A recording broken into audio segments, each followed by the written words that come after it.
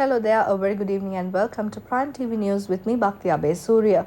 To begin with, let's take a look at the stories making headlines this evening. Prime Minister says development that has come to standstill will be resumed. Information comes to light from the two fake white van drivers. Defence Secretary assures that not an inch of land will be given to a foreigner. UNP is ready to build a party at the grassroots level. In news from overseas, New Zealand volcano death toll rises to 16.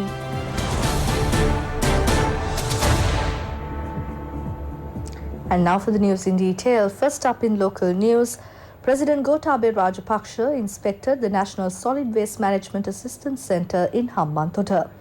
The President inspected the solid waste management project located in the compost yard of the Hambantota Municipal Council. This project was started with the help of JICA, which can convert 50 tons of solid waste per day into compost.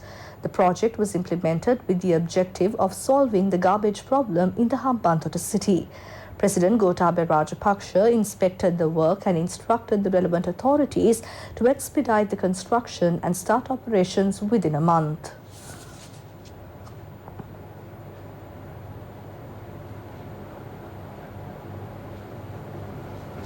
Prime Minister Mahinda Rajapaksa has stressed development that has come to a standstill will resume.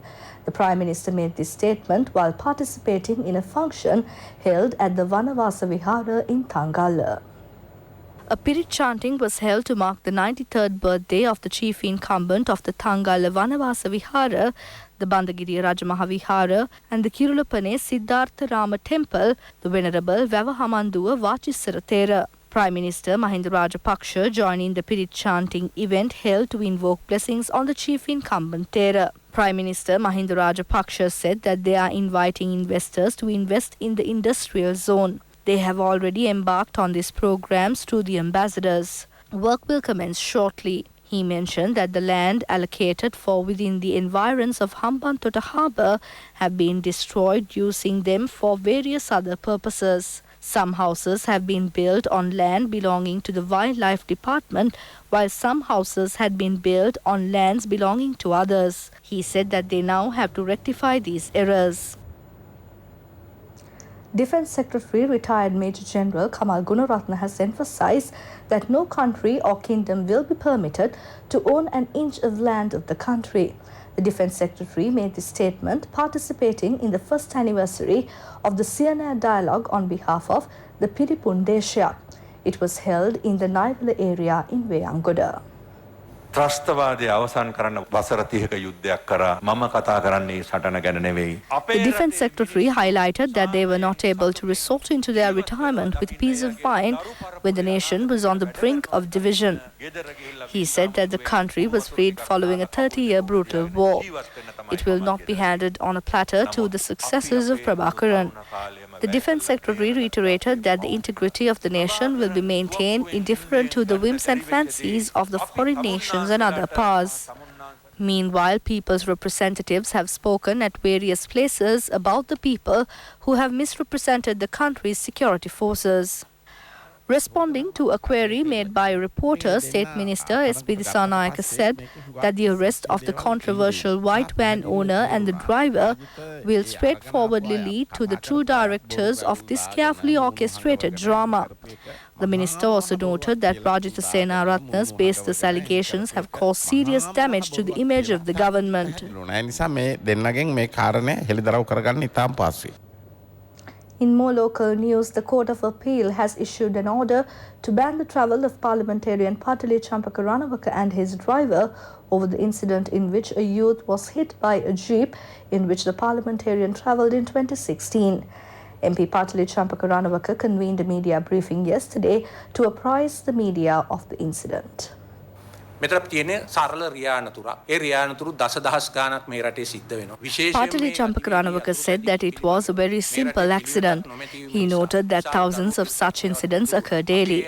Patali Champaka highlighted that they did not take legal action even though the youth was driving a motorcycle with an engine capacity which exceeds the legal limits.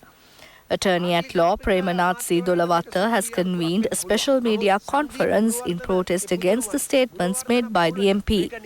Attorney at Law Premanath C. Dolavatta condemned the attempt of Patale Champaka to simplify the accident, which inflicted great sufferings to the victim and his loved ones. The lawyer noted that the minister's conduct following the accident had been unethical and unacceptable. Replying to a question directed by a reporter, Patale Champaka reiterated that the courts had found him to be not guilty. Lawyer Premanath Dolavatta mentioned that it is unjust if one tries to evade their responsibilities in an incident just because court has ruled in their favour. The lawyer highlighted that such a verdict could be subjected to change at any given moment if new evidence has surfaced. Patale Champaka said that the statements of the victims have been inconsistent. He added that the latter statements were influenced by a third party. Lawyer Dolavatta highlighted that the eyewitnesses had stated immediately after the incident that Patale Champaka had been driving the vehicle. Accordingly, their affidavits were handed over to the police. The former minister, Patale Champaka, was queried by a reporter how the CCTV footage of the incident had been erased.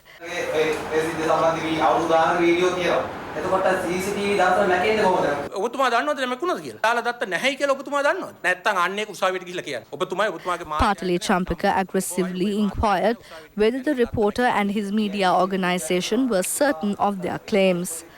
When inquired whether IGP Pujitha Jayasundara had been partial in the investigations, Patale Champaka said that Pujitha Jayasundara was not made IGP by himself alone, but by a 10-member Constitutional Council.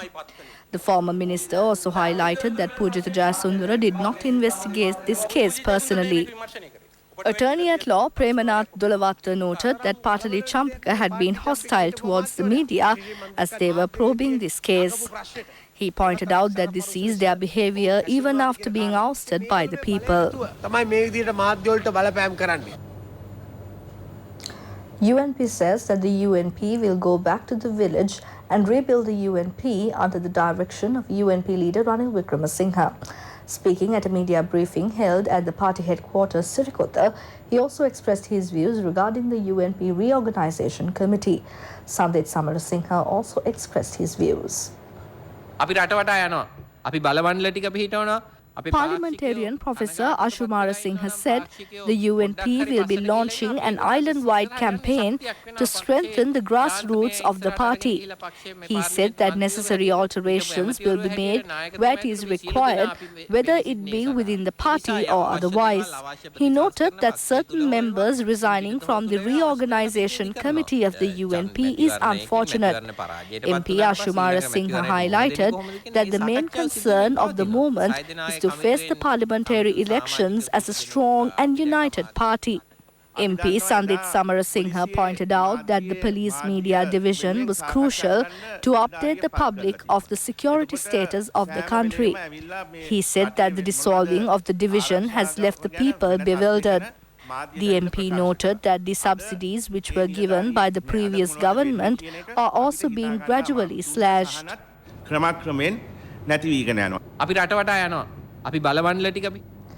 In news still here at home, it is reported that one of the two persons who had appeared in the media as white van drivers had been a driver of a powerful minister of the previous government. It is mentioned that the two are currently in custody of the Criminal Investigations Department. A white van driver and a person who is reported to have been abducted in a white van and said to have escaped joined in a media briefing with former Minister Rajitha Senaratne have been arrested by the CID last Friday. That was when they were staying at a restaurant in the Mahara area. Anthony Fernando, speaking at a media briefing on the 10th of November, said that he had been a driver of these vans when the abductions were carried out by white vans. Atula Sanjeeva Madanayaka, who claimed to have survived the abduction of the white van, also made some controversial statements at this media briefing. The Criminal Investigations Department carried out several investigations into these serious statements. Accordingly, the department took steps to report the matter to the courts. Subsequently, the two suspects were arrested. The Criminal Investigations Department officers took steps to obtain statements from the two suspects for 72 hours. The CID said that the two suspects had revealed important information. It is also reported that one of the suspects had been a driver of a powerful government ministry. The two suspects are scheduled to be produced in court tomorrow. Several parties have also commented on the incident. The youth of the city further continue to contribute to the beautification of the city with dedication. These days, the Tudugala tunnel on the Dodangoda Southern Expressway in Kalutara is being painted. People of the area are engaged in these activities irrespective of their age. They are painting historical places and natural locations unique to the area. In Matugama town too, a wall of about 150 meters long is being painted under the leadership of a group of youths of the area. Trade centers located in the Matugama town are sponsoring these paintings. Paintings of CWW Kannangara, who has rendered yeoman service to the field of education, are also included in the paintings. A group of young people has painted a wall near the Mulleriava junction. The youth said that though they had previously requested to paint the wall of the Mulleriava mental hospital, they were not permitted. Thereafter, they then proceeded to undertake their painting in another place in Mulleriava. Businessmen urged the government to pay attention for the uplift of the local batik industry, which has suffered a setback. These businessmen had also requested the previous government to take necessary steps to revive the local batik industry, which had been in decline for several years. But the businessmen engaged in the industry accused that the previous regime had not undertaken any initiative in this respect. This industry was launched as self-employment, centering the Puttalam and Naktandi areas in the 1980s. Many are engaged in this industry, which is popular within Maravila, Koswadiya, Halpanvila and Hattiniya areas. Businessmen point out that the high cost of raw materials and substitutes imported are the main causes for the collapse of the industry. They further say that if the raw material required for batik production is provided at a concessionary rate, it is not difficult to revive the batik industry. Dr. Nalaka Gudaheva says he will make the best use of available resources to build the country's economy. He was speaking at a media conference held at the Karasnagala graphite mine before the first graphite excavation was carried out. We are very happy to hear that they have invested almost $4.5 million so far in starting this production. Graphite is something that had been there in existence in Sri Lanka for a very long period. There were so many mines about 100 years ago in Sri Lanka, spread out all over the country. But during recent times, it had come down to 2 or 3 mines. And the production output was not satisfactory. Actually, it's not the real potential that they have been exploiting. So these new companies coming and starting a new mine in this area, which is particularly in an area where there was no mining before, is a good thing because it brings about a new economic input to the area. It creates employment. And also it's going to add to the national income. And I was told that this company, over the next 3 to 4 years, will in fact increase the country's output by about 5 times. Am I correct? That's great news. And so we are very thankful to you, what you are doing. And also I'm very impressed with the way that you have set out this operation with extreme care for environmental protection, which is also something that our government is very concerned about. And also creating employment for the people in the area. Starting with about, I was told, about 75 to 100 people, gradually growing up to about 1,000 in the country through this company. So that is something that we would really appreciate.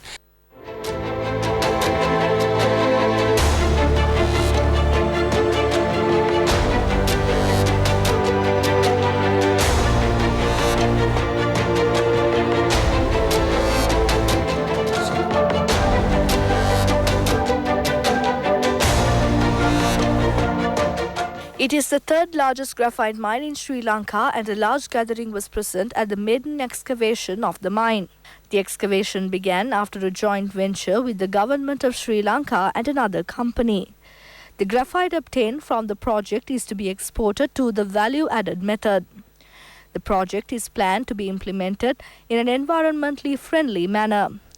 Director General of the Geological Survey and Mines Bureau, Dr. CHER Sirivardhana, and several others were present on the occasion.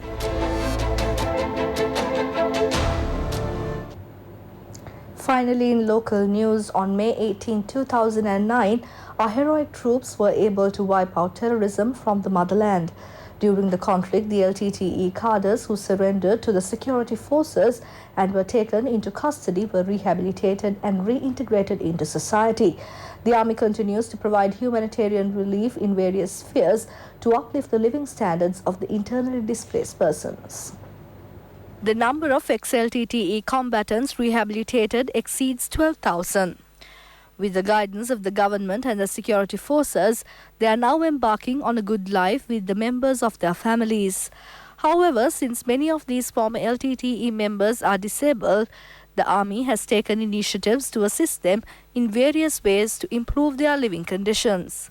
According to Army Commander Lieutenant General Shavindra Silva, these families are provided with the necessary equipment and material for self-employment. The distribution of self-employment equipment and goods to ex-LTTE combatants in the Kilinochchi area was carried out in several stages. It was organized by the Kilinochchi Security Forces Commander, Major General G.V. Ravipriya. The recipients claimed that this is a great help.